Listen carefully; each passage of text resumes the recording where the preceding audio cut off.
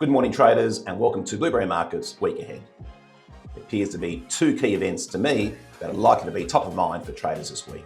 One is the fragile peace deal in the Middle East, and two, a possible leadership spill as early as tonight or tomorrow in the UK, with Andy Burnham surging to victory in the by-election at Magnified and is likely to depose the Prime Minister Keir Starmer. But first of all, let's jump into the macro data. In Canada, we have CPI data coming out, expected to increase from 0.4 to 0.7%. May impact the Canadian dollar, but note that the majority of central banks globally met last week and the week prior.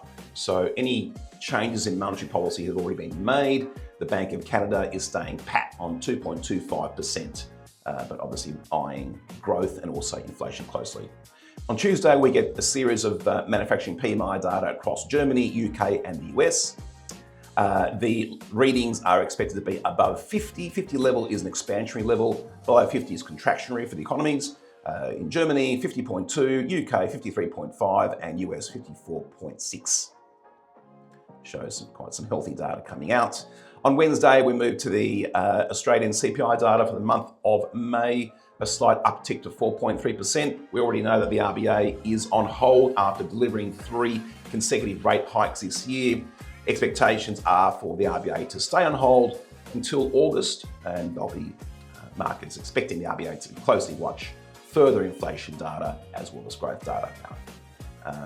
Case in point, if the CPI data is much higher than expected, then that could change market expectations of rates here. And if it's much lower than expected, then that could also have a different impact as well on the Aussie and the ASX 200.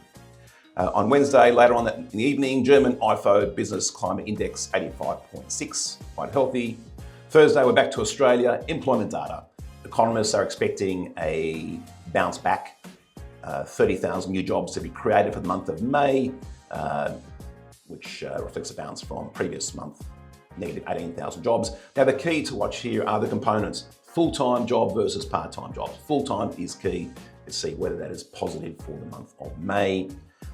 And later on Thursday, we do have US GDP data, 1.6%, and the core PC price index, a slight increase in inflation up to 3.4%. You may recall the Fed Reserve met last week, kept rates on hold. The Fed Reserve prefers to see inflation down to 2%. So market consensus is for a rate increase soon in the United States. Market expectations, well, not until December this year, but that might be brought forward, the rate hike in the United States, if inflation continues to be elevated as we are seeing the past few weeks. And finally, as mentioned, Andy Burnham, he is the challenger to the Prime Minister Keir Starmer of the UK.